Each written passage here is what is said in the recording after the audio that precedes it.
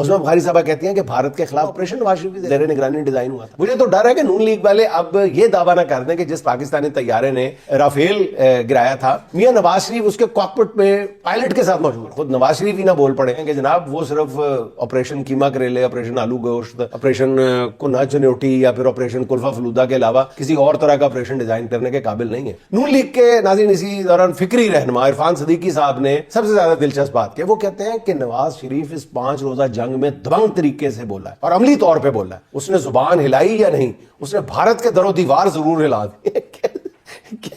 सिद्दीकी साहब ना वो बोले ना उन्होंने कुछ किया, तो दरो दीवार हिंदुस्तान की कैसे हिला दी है? कोई थोड़ा सा तो लबकुशाई करे, थोड़ा सा तो हमारी रहनुमाई करे, तो थोड़ा सा बता ही दे कि कैसे दरो दीवार हिला दिए।